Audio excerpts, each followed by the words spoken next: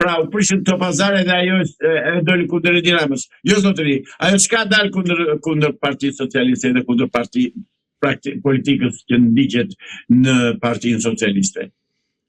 Ajo ka dalë thjesht kundër Edi Ramës. Dhe se gjithë njarë, i thua ti socialiste e të tërën të përmëndë unë. Jo, zotëri, Partia e Punës e Shqipërisë, me të tëra si që kistë, që nga Komitetit Qendror i tyre dhe deri tek ushtari me i thjesht. Janë ata, janë komunistët në krye. Ashtu po qeverisi si që qeverisi Enver Hoxha, ashtu po eliminoj si që eliminoj Enver Hoxha, vetëm se këta ka ndryshuar metodën. Nuk i vret më shteti pra agitacion propaganda të qojnë në spac, po i vë të vriten me njëri tjetërin. I thurin intrigat të tilla që ti përplas me njëri tjetërin grupet rivale, se kemi grupet e Elbasanit, të Durrësit, të Shkodrës, gjitha dhe ka.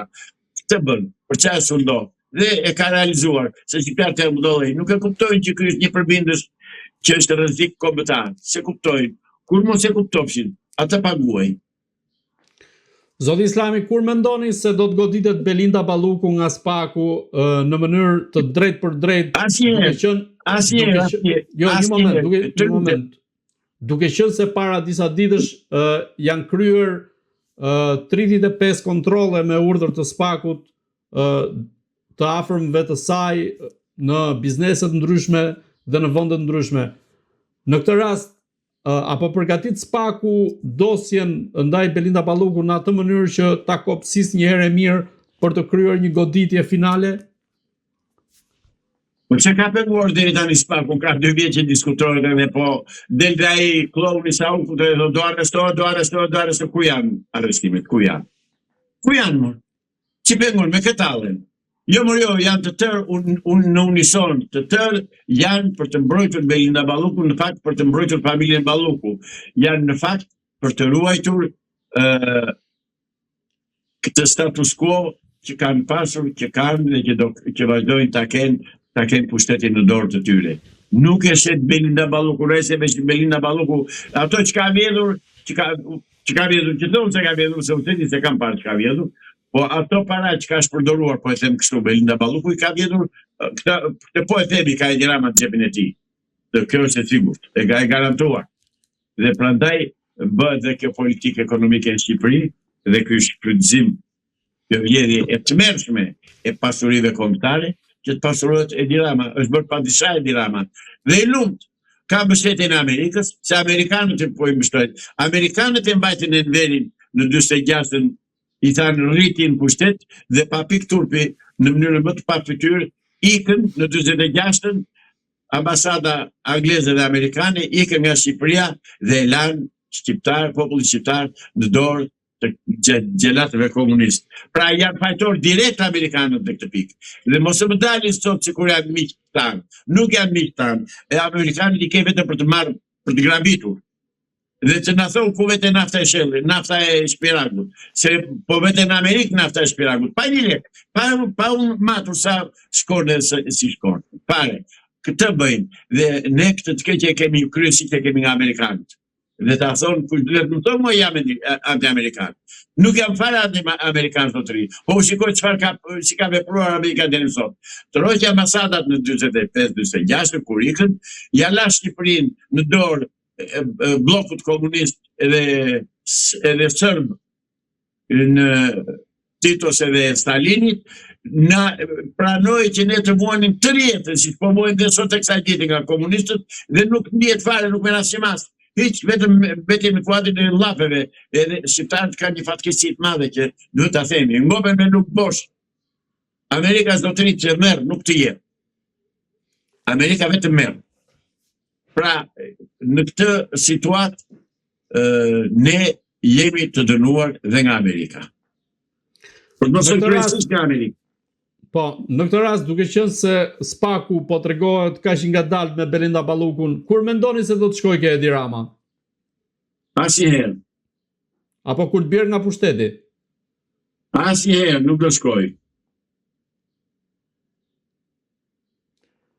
Zoti Islami, të ndalemi pak.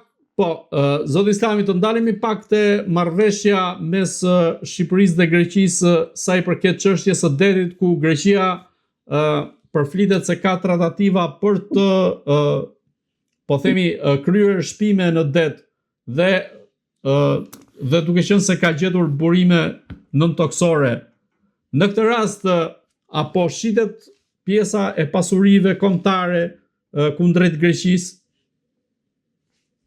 Nëpërmjet kanalit tuaj, po e riinformoj publikun shqiptar që këtë çështje për herë të parë për naftën në det e kam trajtuar unë në artikullin deri ku do shkoj kufiri me Greqinë zoti kryeministër në vitin 2009, në 27 tetor të 2009-s, kur sa ishte hapur problemi i marrëveshjes së naftës, të mirëthem të detit me Dora Bakojani dhe me Lulush Bashër.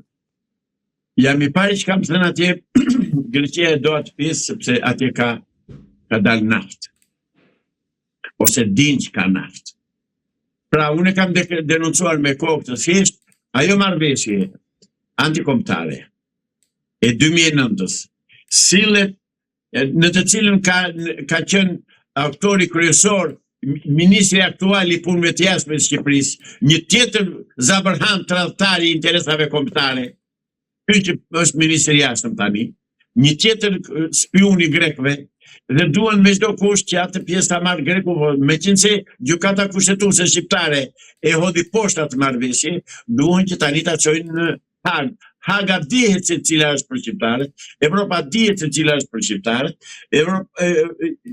atë naftën dihet se kush e merr në Shqipëri dhe duan me çdo kusht që ta legalizojnë, ta marrin anash e anash dhe ta marrë prapë po greku.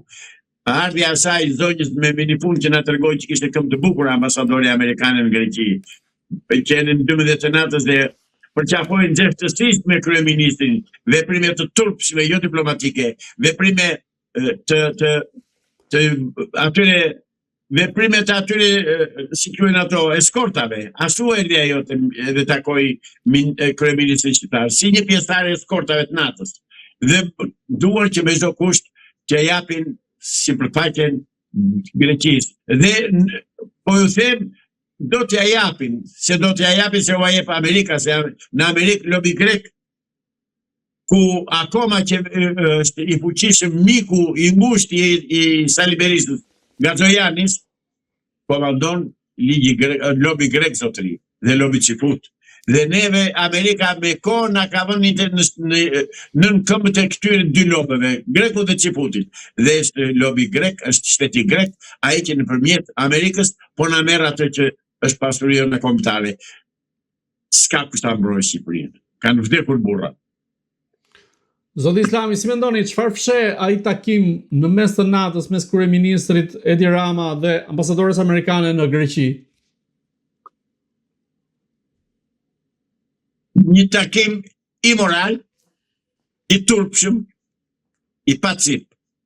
Por unë me këtë rast dua të sjell në vëmendje dhe po të kishit mundësi unë kërkoj që ta transmetoni fjalën e deputetëve të parlamentit të Senegalit lidhur me LGBT-qët. Të mbetemi të takimi, çfarë fshe takimi në raport me interesat greke o shqiptare? Të lutem, jam tamam brenda atij takimi.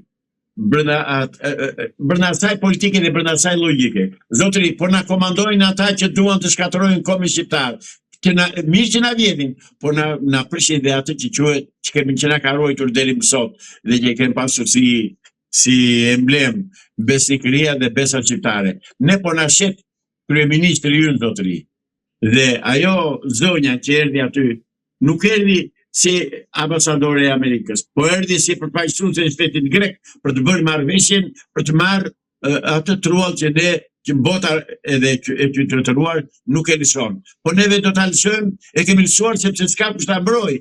Neve na ka shitur kryeministri ynë, na ka shitur parlamenti ynë. Prandaj ta përmenda Senegalin se unë e di që ajo është dhimbje koke për këta. Pra, jemi të shitur zotëri nga kryeministri shqiptar dhe nga llumi Gjirizi që po quhet Parlamenti I Shqipërisë.